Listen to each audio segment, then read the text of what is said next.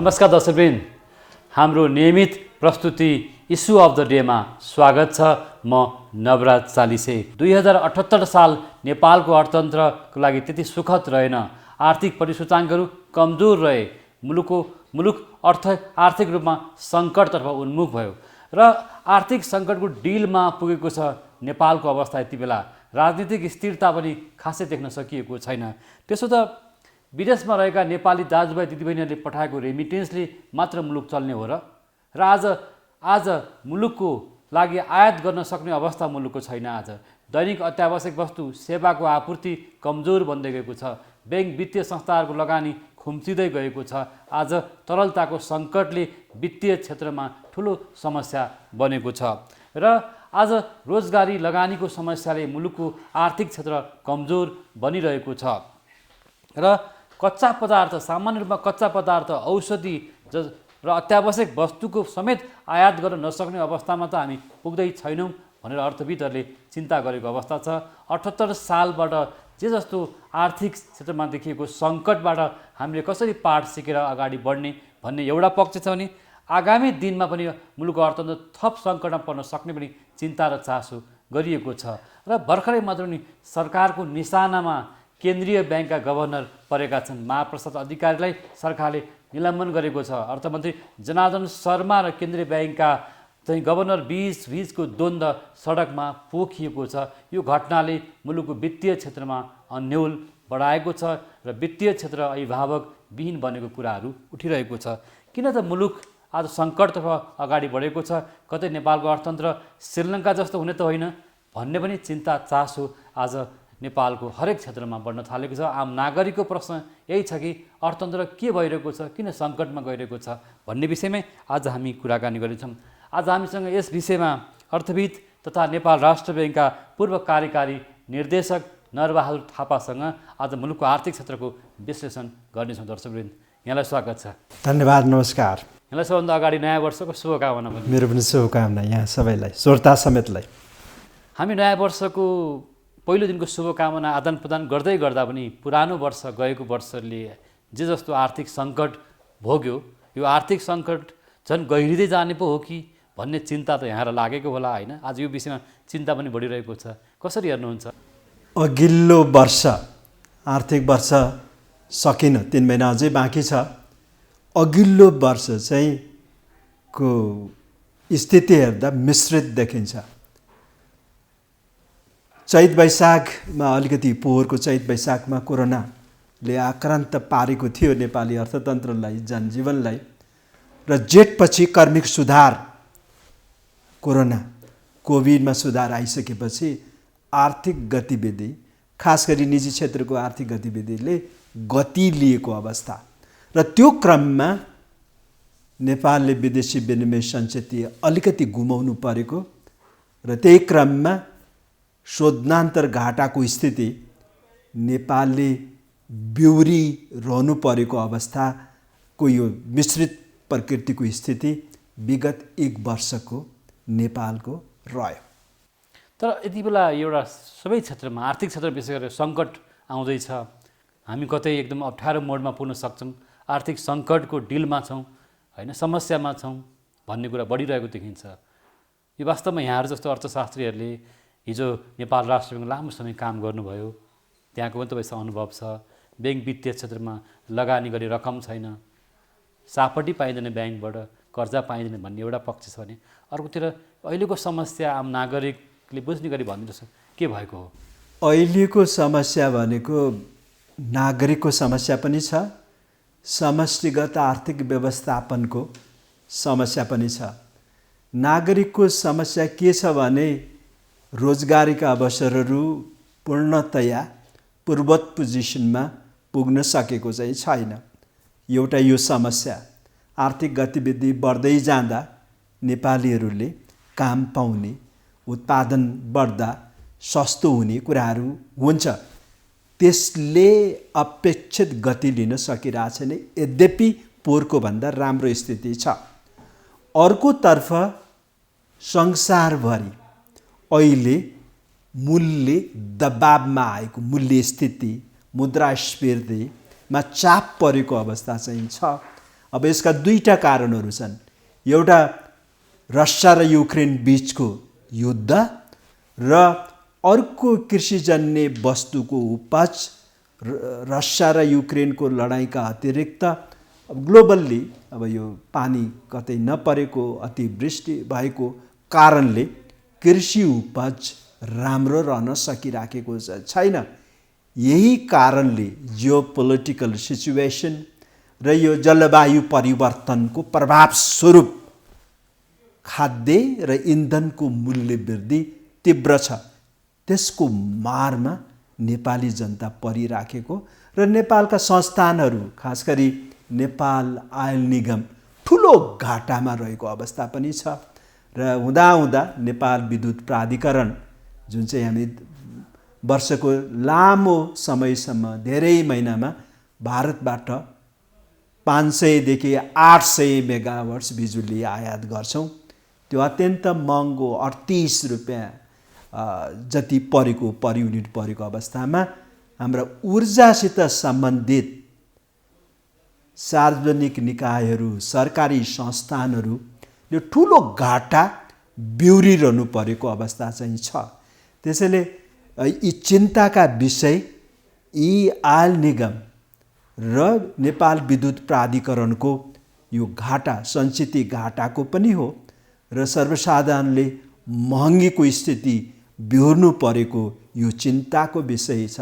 र नीति निर्माताहरूको लागि समष्टिगत आर्थिक व्यवस्थापन अर्थात् समष्टिगत आर्थिक स्थायित्व कसरी कायम राख्ने र मुलुकलाई आवश्यक पर्ने विदेशी विनिमय सञ्चितको जोहो कसरी गर्ने भन्ने, यसलाई सुचारू कसरी राख्ने भन्ने कुराहरू नीति निर्माताहरूलाई रहेको देखिन्छ। पेट्रोलियम पदार्थको मूल्य एकदमै अचाकली बढिरहेको छ। यहाँले पनि भन्नुभयो व्यापार घाटा आज मुलुकको झन् एउटा डरलाग्दो अवस्थामा छ।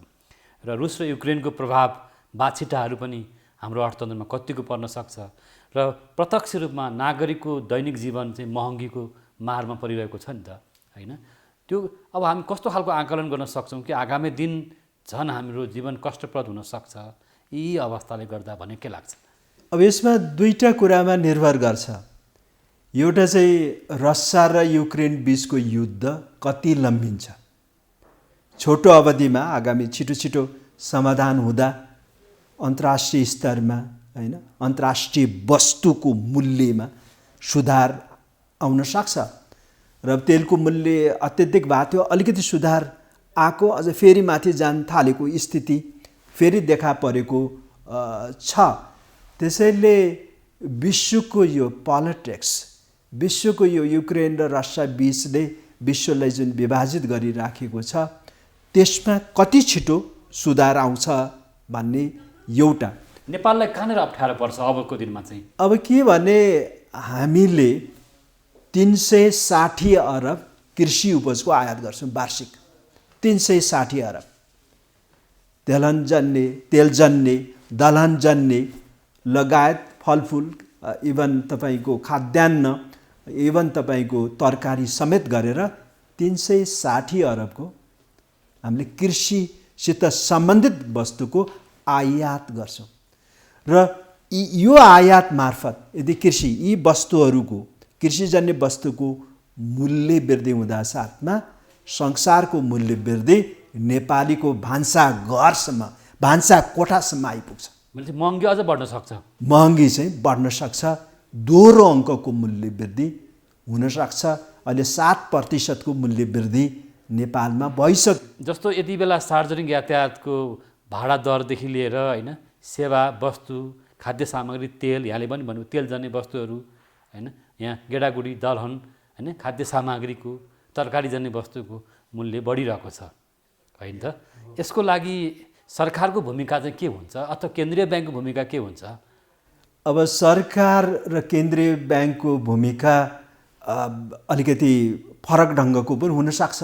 सरकारले अति आवश्यक वस्तुको आपूर्ति सुचारू कसरी गर्न सकिन्छ त्यतातिर ध्यान केन्द्रित गर्ने, अति आवश्यक वस्तुको आपूर्ति व्यवस्थालाई सहज, विदेशबाट आयात गर्ने कुराहरूमा सहजीकरण गर्ने, नेपाली नागरिकले प्रयोग गर्ने सामानको आपूर्ति त सहज हुनु पर्यो, त्यो सरकारले ध्यान दिने। तर यस्तो बेलामा व्यापारीहरूले सामान लुकाएको, गोदाममा स्टोर गरेको, भण्डारण गरेको, अहिले धमाधम एलसी खोल्दै सामान ल्याउँदै स्टोर गरेको भन्ने एउटा कुरा छ। अरू कुरा ब्याङ्कमा पैसा रित्तिँदैछ भन्ने कुरा छ। मैले केही प्रश्न राखेँ। निर्वाचन पनि मुखैमा आएको छ। केही राजनीतिज्ञहरूले, केही व्यक्तिले, केही व्यापारीले पैसा लुकाए भन्ने पनि कुराहरू छ, होइन त? त्यसैले सरकारको काम 2-3वटा छ। एउटा त्यहाँ आपूर्ति व्यवस्था सहज गर्ने, अति आवश्यक वस्तुको आयात सुचारू राख्ने, नम्बर 1। दोस्रो, अब यो निजी क्षेत्रले गर्ने काम हो। निजी क्षेत्रलाई सहजीकरण गरेर गर्ने हो सरकारले। निजी क्षेत्रले ल्यायो तर मूल्य वृद्धि गराएर बढी नाफा कमाउनेमा होर्डिङ गर्यो, लुकायो भने अगेन सरकारले यस्ता चाहिँ तपाईको मुद्राखोरी गर्ने अनि अभाव सिर्जना गर्ने, बजारमा नल्याउने, जम्मा गर्ने व्यापारीहरूमा रेड गर्नु पर्यो। उनीहरूको चाहिँ तपाईको यो यस्ता वस्तुहरूको भण्डारण कति छ त्यो सूचना माग्नु पर्यो, मोनिटरिङ गर्नु पर्यो, अनुगमन गर्नु पर्यो। सामान लुकाउने अथवा मूल्य वृद्धि गर्ने, होर्डिङ गर्ने, कालोबजारी गर्नेलाई कारबाही गर्नु पर्यो, छापा मार्नु पर्यो। इन्भेन्टोरिजको चाहिँ तपाईको स्टक माग्नु पर्यो, स्टक कति छ भन्ने कुराहरू गर्नु पर्यो, हैन? यसले के मद्दत गर्छ सुचारू गर्न मद्दत गर्छ। जस्तो यस्तोमा बिल बिजाहरू लुकाउने, नक्कली भ्याट बिल बनाउने अथवा विभिन्न खालको ठगी गर्ने कुराहरू बाहिर आइरहेको देखिन्छ नि त। हो, त्यसैले त सरकारको काम छ, सरकारको भूमिका छ भनेको मैले त्यही नै हो नि। सरकारले सजग भएर मूल्याङ्कन गर्नु पर्यो, अनुगमन गर्नु पर्यो, बजारमा जानु पर्यो, न्यून बीजीकरण, ओभर बीजीकरण भइरहेछ भने कारबाही गर्नु पर्यो, तर्साउनु पर्यो, दण्डित गर्नु पर्यो, अनि बल्ल सप्लाई आपूर्ति सुचारू हुन्छ। सर्वसाधारण नागरिक ठगिन पाउँदैनन् र उनीहरूलाई अलिकति केही राहत मिल्छ। नम्बर 1, जहाँसम्म केन्द्रीय ब्याङ्कले के गर्न सक्छ भन्ने जहाँको सवाल छ, यस्ता कुराहरूमा आयात गर्दा यस्ता वस्तुहरू आयातको लागि विदेशी मुद्राको उपलब्धताको व्यवस्थापन गर्नु पर्यो केन्द्रीय ब्याङ्कले। अभाव छैन, आयात गर्न सक्दैनौँ, एलसी बन्द गर भन्यो भने नेपाली जनताले उपभोग गर्ने वस्तुहरूको अभाव हुन जान्छ अनि मूल्य त आकाशिन्छ। त्यसैले केन्द्रीय ब्याङ्कले अति आवश्यक वस्तुको आयातको लागि विदेशी मुद्रा उपलब्ध गराउनु पर्यो ब्याङ्किङ च्यानल मार्फत। जस्तो केन्द्रीय ब्याङ्क बेला ब्याङ्कर सङ्घहरूले होइन एलसी चाहिँ नखोल्नको लागि भनिरहेको देखिन्छ। एलसी नखोल्ने भनेको चाहिँ सुनिन्छ। यसले आपूर्तिमा झन् समस्या आउँछ कि यो के हो? यो वास्तवमा यो कुरा के रहेछ? अब यो के भनेको भने अति आवश्यक वस्तु बाहेक विलासिताका सामानहरू हुन्छ नि, रक्सी, चुरोट, पर्फ्युम्स अनि फास्ट फुड्स, होइन, यस्ता होइन चुइगम यस्ता वस्तुहरूको चकलेटहरू भयो, यी त अति आवश्यक त छैनन्। बट्टाका खानेकुराहरू हो, रेडिमेड खानेकुराहरू, फास्ट फुड्सहरू, यस्ता वस्तुहरूको आयात चाहिँ यो एलसी चाहिँ केही समयको लागि अलिकति रोक्नुहोस् भनेको न हो, विदेशी मुद्रा बचाउनको लागि। अब केही समय, केही 1-2 महिनामा अलिकति यो व्यवस्थित हुन गएपछि हाम्रो विदेशी विनिमय सञ्चित जोगिन्छ र अलिकति उच्च लेभलको विदेशी विनिमय सञ्चित हुँदा मुलुकको आत्मबल बढ्छ र हामी समष्टिगत आर्थिक स्थायित्व प्राप्त गर्न सक्छौँ र यसरी बचाएको विदेशी मुद्रा नेपाली जनतालाई आवश्यक पर्ने औषधि, खाद्यजन्य पदार्थ र तपाईको पेट्रोलियम पदार्थको आयात हामी गर्न सक्छौँ र औद्योगिक कच्चा पदार्थ विदेशी ऋण तिर्न हामी सक्छौँ र देशमा आर्थिक स्थायित्व कायम रहन्छ भन्ने उद्देश्य नै हो यसको। भनेपछि एलसी खोल्न कम गर्नु यति बेला जायज हो? यो चाहिँ विदेशी मुद्रा त जोगाउनु पर्यो नि, श्रीलङ्का जस्तो तर सङ्कटमा व्यापारीहरूले विरोध गरिरहेको देखिन्छ, ब्याङ्कहरूले पनि यो स्पष्ट बोलेको देखिँदैन होइन।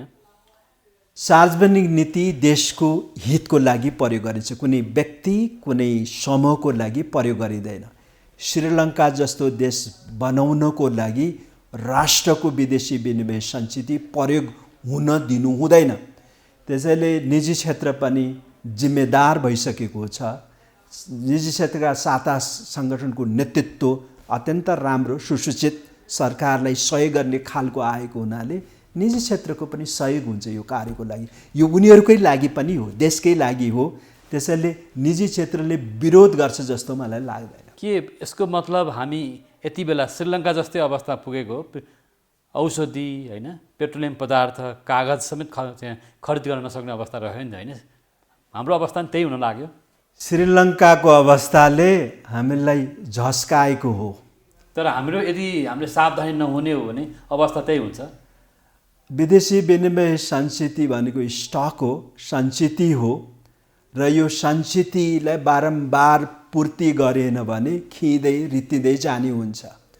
त्यसैले यसलाई बचाउनु पर्छ, यसलाई जोगाउनु पर्छ भन्ने नै हो।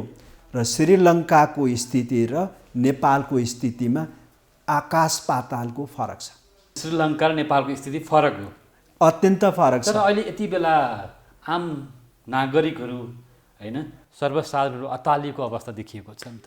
कतै हामी आर्थिक सङ्कट भुमरीमा पर्ने त होइन भनेर ब्याङ्किङ प्रणालीमा पैसै आएन भन्ने गरिन्छ, लुकाउन थाले मानिसहरूले, घर घरमा राख्न थाले, कतै भनौँ न एउटा स्रोत खोल्न चाहिँ नपर्ने ठाउँमा गयो पनि भन्ने गरिन्छ।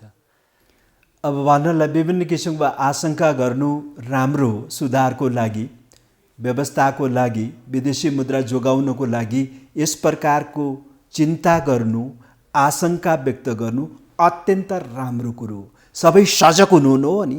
नेपाली जनता, ब्याङ्कर्स, निजी क्षेत्र, सरकारमा काम गर्ने मान्छेहरू देशप्रति चिन्तित हुनु र सुधारको लागि तयार हुनु भनेको अत्यन्त राम्रो।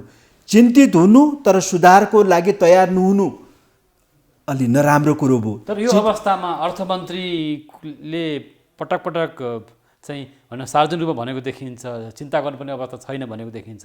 उता केन्द्रीय ब्याङ्कका गभर्नरमाथि जुन तरिकाले कारबाही भएको छ, आज नागरिकको तहमा त्यसको आलोचना, विरोधहरू, टिका टिप्पणी भएको सुनिन्छ।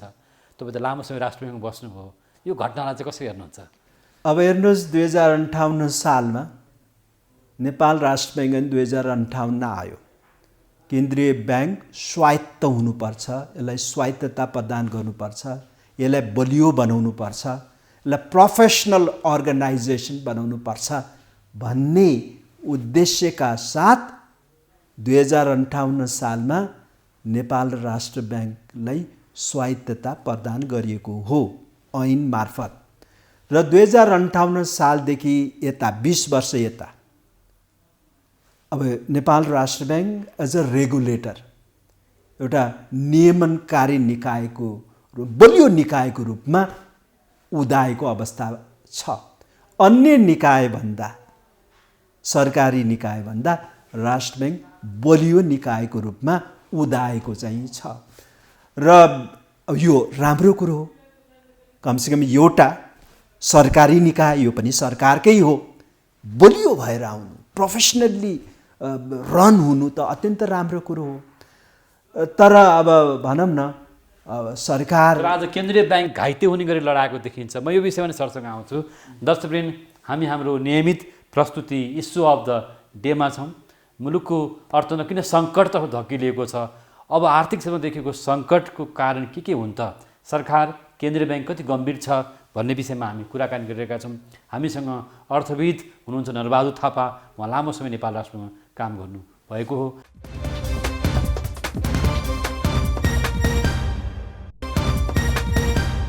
ब्रेकपछि फेरि यहाँलाई स्वागत छ दर्शकवृन्द, यहाँलाई स्वागत फेरि। धन्यवाद। जस्तो यहाँ लामो समय नेपाल राष्ट्र ब्याङ्कमा काम गर्नुभयो, हामीले गभर्नरको एउटा द्वन्द्वले मुलुकको आज सबैतिर त्यसको अवयवहरूमा छोएकै देखिन्छ होइन। विभिन्न खालका कुराहरू बाहिर आइरहेको छ। यहाँ त हिजो केन्द्रीय ब्याङ्कमा रहनुभयो र अर्थतन्त्र राम्रोसँग बुझ्नुहुन्छ। अर्थमन्त्री र गभर्नरको द्वन्द्व चाहिँ के हो त? अब हेर्नुहोस्, यो पटक पटक भइराखेकै हो र 20 वर्ष यता 4 पटक अब केन्द्रीय ब्याङ्कका कुनै न कुनै गभर्नर डेपुटी गभर्नर कारबाही परेको इतिहास चाहिँ छ। त्यो इतिहास हामीमा छ। पहिलो पटक चाहिँ भएको होइन। योभन्दा पहिले 20 वर्ष यता 4 केसेस छन्। जस्तो उदाहरणको लागि अब गभर्नर तिलक रावल होइन, अब कारबाही परेकै हुन्, अदालतबाट पुनर्बहाली भयो। गभर्नर विजयनाथ भट्टराई पनि सस्पेन्ड भएकै हुन् होइन। त्यसपछि 3 वर्ष पहिले डेपुटी गभर्नरलाई पनि कारबाही गरिएको हो, प्रधानमन्त्रीले सफाई दिएकै हो। अहिलेका गभर्नर गर्दा 4 पटक त भइसक्यो नि। यसो किन हुन्छ त? अब यो जस्तो अहिलेका गभर्नरलाई चाहिँ अलि बढी नै दबाब दिएर कुनै एउटा भनौँ न सरकारको निर्देशन भनौँ अथवा सरकारको स्वार्थ, जहाँ 40 करोड चाहिँ रुपियाँको कुरा आइरहेको छ नि विदेशबाट आएको रकम, त्यो विषयले नै यो यति ठुलो दबाब सिर्जना गरेर गभर्नरमाथि जुन किसिमको सरकारले स्टेप लिएको छ त्यसको त आलोचना भइरहेको छ। अब यो जुन अब यस्ता घटनाहरू होइन हिजो पनि भए अहिले पनि भएको छ। हामी के चाहन्छौँ भने यस्ता घटना नभइदिएको भए राम्रो हुन्थ्यो। राष्ट्र ब्याङ्क र सरकार मिलेर काम गरेको भए राम्रो हुन्थ्यो भन्ने हामी सबैको चाहना चाहिँ छ। अब यस प्रकारको घटना घट्नुलाई चाहिँ हामी राम्रो मान्न सक्दैनौँ, तर यो स्थिति नआइदिएको भए राम्रो हुन्थ्यो लाग्छ। अब राष्ट्र ब्याङ्कको ऐन 2058 को मैले जिकिर गरेँ। अब भनौँ न अब सरकारमा हिजो पनि बसेका मानिसहरूले अब स्वायत्तता दिए, अब स्वायत्तता खोज्ने कोसिस पनि गरे। 3-4 वर्ष पहिले नेपाल राष्ट्र ब्याङ्क ऐन संशोधन गर्यो सरकारले, अनि राष्ट्र ब्याङ्कको स्वायत्तलाई झिक्दियो 3-4 वर्ष पहिले। कहिले? 3-4 वर्ष पहिले संशोधन गर्यो। र राष्ट्र ब्याङ्कको नयाँ संशोधनले के भन्यो भने मुद्रा ब्याङ्किङ वित्तमा नेपाल सरकारले राष्ट्र ब्याङ्कलाई निर्देशन दिन सक्ने छ, त्यो निर्देशन राष्ट्र ब्याङ्कले मान्नुपर्ने छ भन्ने वाक्यांश राखिदियो। भनेपछि अर्थमन्त्रीको दबाबमा केन्द्रीय ब्याङ्कको गभर्नर पर्ने भए। अब हेर्नुहोस् 3-4 वर्ष पहिलेको कुरो, यो किन गर्नु पर्या? IMF वर्ल्ड ब्याङ्कले अब्जेक्सन गरे, विरोध गरे। यो के गरेको? 2058 सालमा नेपाल सरकार, अन्तर्राष्ट्रिय दार्ती समुदाय मिलेर एउटा ऐन स्वायत्त एउटा संस्था खडा गर्नको लागि एउटा ऐन बनाएको। अहिले फेरि किन गरेको संशोधन भनेर त्यति बेला 3-4 वर्ष पहिले कुरा उठेको थियो। अब सरकारले जस्तो राष्ट्र ब्याङ्कलाई यो विषय तत्कालीन अर्थमन्त्री तत्कालीन गभर्नर भनौँ न एक किसिमले डाक्टर युवराज खतिवडा अर्थमन्त्री हुँदा तत्कालीन गभर्नर यतिखेर चिरञ्जीवी नेपाल हुनुहुन्थ्यो। त्यो बेलामा पनि द्वन्द्वहरू बाहिर आएको देखियो नि त, त्योभन्दा अगाडि पनि देखियो। यस्तो किन हुन्छ त? अब यो चाहिँ भनौँ न यो द्वन्द्व त संसारभरि हुन्छ। केन्द्रीय ब्याङ्क र सरकारबीच टसल नेपालमा मात्रै होइन, संसारभरि हुन्छ। अमेरिकामा पनि हुन्छ, अरू देशमा पनि हुन्छ। अब सरकार अब रोजगारीका अवसरहरू, उत्पादन, अब यस्तो कुराहरू, आर्थिक गतिविधि सञ्चालन गर्ने कुराहरूमा केन्द्रीय ब्याङ्कले सहयोग गरिदियोस् भन्ने त चाहन्छ नै। अब केन्द्रीय ब्याङ्कले समष्टिगत आर्थिक व्यवस्थापन र स्थायित्व मजबुत गर्ने कुराहरूमा फोकस गरिरहेको हुन्छ। र त्यस प्रकारको इन्ट्रेस्ट अब्जेक्टिभको कारणले नेपालमा मात्रै होइन अरू देशमा, इभन भारतमा पनि यी कुराहरू पटक पटक हामीले सुनिरहेका हुन्छौँ। यी भए अब अर्थमन्त्री र गभर्नरको बिचको तनाव, द्वन्द्व, त्यो सही वास्तविक कुरा भोलिको दिनमा आउने नै छ, आउँछ पनि होइन। अब आर्थिक क्षेत्र सङ्कटमा पर्यो भने चिन्ता चासो बढ्दै गर्दा भोलिको हाम्रो दिन कस्तो हुनसक्छ, भोलिको अर्थतन्त्र नेपालको कस्तो रहला, अब के गर्नु पर्ला भन्ने तपाईँको सुझाव सल्लाह छ? मेरो चाहिँ 2-3वटा सुझाव छन्। एउटा सुझाव के छ भने अहिले हामीसित पर्याप्त मात्रामा विदेशी विनिमय सञ्चित छ। 6.5 महिनाको वस्तु तथा सेवा घट्दै आइरहेको छ भन्ने सुनेको छ। वस्तु तथा सेवा आयात धान्ने विदेशी विनिमय सञ्चित छ। राष्ट्र ब्याङ्कले 7 महिनाको लक्ष्य राखेको थियो मिनिमम तर त्यो अझ घट्दो अवस्थामा छ। 6.7 महिनाको अहिले वस्तु तथा सेवा आदान्य छ। विगत 2 महिनामा यसले स्थायित्व ग्रहण गरेको छ। यदि 2 महिना पहिले घट्दो क्रममा थियो यदि भने रेमिटेन्स आउने क्रम घट्दो अवस्थामा रह्यो, कुनै भोलिको दिनमा रसिया युक्रेन लगायतको समस्याले झन् विश्वमा एउटा द्वन्द्वको समस्या आयो भने त रेमिटेन्स पनि प्रभावित त हुन्छ नि त। हुन्छ, त्यसको लागि नीति उपयुक्त किसिमका कदमहरू चाल्नु पर्यो। र यो विगत भनौँ न 6-7 महिना यता नेपालमा 33% कर्जा विस्तार भयो, ब्याङ्कहरूले ऋण विस्तार गरे, जबकि राष्ट्र ब्याङ्कले मौद्रिक नीतिमा 19% को सीमा दिएको थियो। 19% भन्दा माथि जानुहुन्न। तर लगातार तपाईँको असार, साउन, भदौ, असोज, कार्तिक, मक्सिर, पुससम्म 33% सम्मको कर्जा विस्तार भयो। र यस प्रकारको अत्यधिक कर्जा विस्तार नेपालको बाह्य क्षेत्रमा पोखिन गयो। यस प्रकारको गतिविधिलाई नीति निर्माताले रोक्न सक्नु पर्यो। अत्यधिक मात्रामा कर्जा विस्तार हुँदा आयात बढ्यो, अत्यधिक आयात हुँदा शोधनान्तर घाटा भयो, शोधनान्तर घाटा हुँदा विदेशी विनिमय सञ्चिति खियो, घट्यो। यस्तो अवस्थामा यो क्राइसिसमा नि केन्द्रीय ब्याङ्कले यो काम गर्नुपर्छ भनेर गर्न सक्ने अवस्था हुन्छ हुँदैन? हुन्छ, केन्द्रीय ब्याङ्कले अर्थमन्त्रीलाई पनि तपाईँले लिएको स्टेप होइन, अर्थमन्त्री लोकप्रिय कार्यक्रम ल्याउलान्, चुनावी कार्यक्रम ल्याउलान्, राजनीतिक कार्यक्रम ल्याउलान्, यो कार्यक्रमले ढुकुटी रित्तिन्छ, वितरणमुखी कार्यक्रमले गर्दाखेरि देशको अर्थतन्त्र कमजोर हुन्छ, चाहिँ राष्ट्र ब्याङ्कको चाहिँ स्टेप यो हुन्छ भन्न सक्ने अवस्था हुँदैन? हुन्छ। अहिले यो सरकारको कारणले भन्दा पनि ब्याङ्कबाट अत्यधिक कर्जा विस्तार भएर शोधनान्तर घाटा भएको। सरकारसँग त 300 भन्दा बेसी राष्ट्र ब्याङ्कमा नगद मौजात छ। सरकारले बढी खर्च गरेर शोधनान्तर घाटा भएको होइन। निजी क्षेत्र मार्फत आयात ब्याङ्क कर्जा अत्यधिक विस्तार भएर भएको। अन्य मुलुकमा श्रीलङ्का, पाकिस्तान जस्ता मुलुकहरूमा सरकारले धेरै खर्च गर्छ, धेरै बजेट घाटा गर्छ, अनि त्यो आयातमा जान्छ। नेपालमा सरकारको राष्ट्रको ढुकुटीमा 300 अरबभन्दा बढी नगद मौजात छ। त्यसले त रोकेको छ आयातलाई होइन। सरकारले पनि ब्याङ्क जस्तै बढी कर्जा विस्तार गरेको भए, उसले बढी खर्च गरेको भए स्थिति योभन्दा बढी भयावह हुन्थ्यो, श्रीलङ्का जस्तो हुन्थ्यो। हिजोको दिनमा हाम्रा ब्याङ्कहरूले आँखा चिम्लेर लगानी गरे, धेरै बिजनेस बढाउने नाममा अत्यधिक। त्यो बेला केन्द्रीय ब्याङ्कले किन अङ्कुश लगाउन सकेन? ब्याङ्कर सङ्घमाथि किन निगरानी गर्न सकेन? हो, कुरो त्यही नै रहेछ। त्यसैले यस प्रकारको प्रवृत्तिलाई केन्द्रीय ब्याङ्कले, नीति निर्माताले समयमै रोक्नुपर्छ। हामीले 4-5 महिना लगायौँ नीति लिनलाई। 4-5 महिना पहिले नै यो अत्यधिक कर्जा विस्तारलाई रोकेको भए यस प्रकारको विदेशी विनिमय सञ्चिति खिने अवस्था हुँदैन थियो। र अहिले राष्ट्र ब्याङ्कले उपयुक्त किसिमको कदम चालेको छ। अहिले पनि ब्याङ्कको रकम एकदम मतलब सिधा प्रश्न, ब्याङ्कको पैसा कसले लग्यो, कहाँ लग्यो, कहाँ राख्यो, किन यस्तो भयो? लाटो प्रश्न भनौँ न किसिमले। अब यो मुलुकको पैसो कहाँ गयो भन्ने छ नि। मुलुकको अहिले रिसोर्स ग्याप, स्रोतको ग्याप 462 अरब छ। त्यो 462 अरब भनेको चालु खाता घाटा हो, देशभन्दा बाहिर गयो। हामीले अत्यधिक आयात गऱ्यौँ, विदेशी मुद्रा खर्च गऱ्यौँ, अनि त्यो पैसो नेपालको पैसो विदेशमा गयो, आयात मार्फत गयो।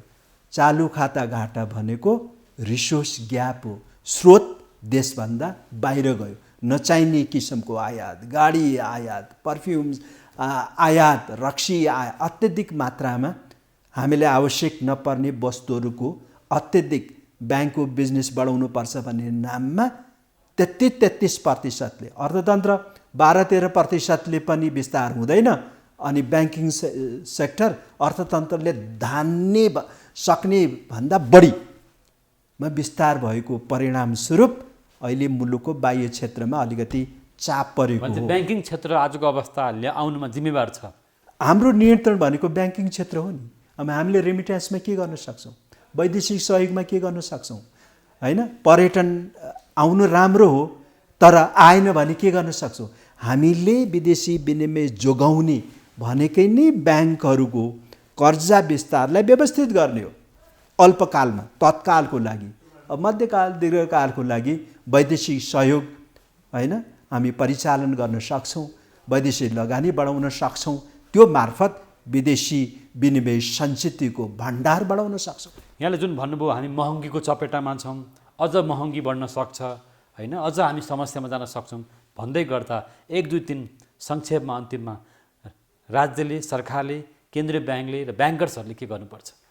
अब सबभन्दा पहिले यो घाटामा गएका जुन छन् हाम्रा संस्था, ती घाटामा नजाने स्थिति सरकारले गर्नुपर्छ। अनि आयात गरेको पेट्रोलियम पदार्थ सस्तोमा नेपालले बिक्री गर्न सक्दैन, त्यसले ठुलो घाटा गएर सङ्कट आउन सक्छ र पेट्रोलियम पदार्थको मूल्य चाहिँ स्वचालित अवस्थामा राख्नुपर्छ, नम्बर 1। दोस्रो, अति आवश्यक वस्तु, खाद्यजन्य वस्तुको आयात सुचारू गर्ने, भण्डारण गर्ने, ताकि अस्वाभाविक ढङ्गले यस्ता वस्तुहरूको मूल्य वृद्धि नहोस्। नम्बर 3, हामीलाई आवश्यक नपर्ने विलासिताका सामान जुन आयात भएर विदेशमा काम गर्ने नेपालीले, खाडी मुलुकमा काम गर्ने नेपालीले पठाएको रेमिट्यान्सको कारणले हामीले विदेशी विनिमय सञ्चित गरिराखेका छौँ, त्यसलाई जोगाउने तर्फ नीति निर्माता लाग्नुपर्छ। यति भएपछि हामीले अर्थव्यवस्थालाई चाहिँ अब भनौँ न एउटा चाहिँ स्थायित्व दिन सक्छौँ र ताकि यसको जगमा निजी क्षेत्रले आफ्ना काम कारबाही अगाडि बढाउन सक्छ। भनेपछि हामी अत्यन्त सतर्क, गम्भीर हुनुपर्छ। अत्यन्त सजग। अनि सुधारका उपायहरू, विदेशी लगानी भित्र्याउनको लागि के कति सुधार गर्नुपर्छ त्यो सुधार पनि गर्नुपर्छ। विदेशी लगानीमा लगाएको सीमा 5 करोड 50 लाखबाट 5 करोड बढाएको छ 3-4 वर्ष पहिले, त्यसमा सुधार हुनुपर्छ, त्यो घटाउनुपर्छ। अनि विदेशी लगानीलाई हतोत्साहित गर्ने खालका अनावश्यक ढङ्गले पूर्व स्वीकृति लिनुपर्ने जस्ता व्यवस्थामा सुधार गर्नुपर्छ। भारतले गरे जस्तो प्रक्रियागत झन्झट हटाउनुपर्छ। अनि बल्ल वैदेशिक लगानी आउँछ, लगानी बढ्छ, व्यापार निर्यात बढ्छ, विदेशी विनिमय सञ्चित बढ्छ। हस्, यहाँको महत्त्वपूर्ण अनुभव सुझावको लागि धन्यवाद। धन्यवाद। दर्शकवृन्द, हामीसँग यतिखेर जोडिनु भएको थियो नेपाल राष्ट्र ब्याङ्कका पूर्व कार्यकारी निर्देशक अर्थविद नरबहादुर थापा। मुलुकको अर्थतन्त्र किन सङ्कटतर्फ धकिलिँदैछ, यसको लागि राजनीतिक तहमा, प्रशासनिक तहमा र जिम्मेवार निकायहरू, अर्थ मन्त्रालय, सम्बद्ध निकायहरू, केन्द्रीय ब्याङ्क अथवा नीति निर्माताहरू अत्यन्तै चनाखु, सतर्क र इमान्दार हुनुपर्छ। नभए झन् बढी हामी सङ्कटमा जान सक्छौँ, नागरिक झन् बढी सङ्कटमा पर्न सक्छन् भन्ने सङ्केत, सूचाङ्कहरू उहाँले राख्नुभएको छ। यसको लागि पनि उहाँलाई धन्यवाद। नियमित प्रस्तुति इस्यु अफ द डेबाट हामी बिदा माग्ने बेला भएको छ। क्यामेरामा साथीहरू कान्छा डङ्गोल, सुनिल गुरुङको साथ म नवराज चालिसे बिदा माग्छु। नमस्कार।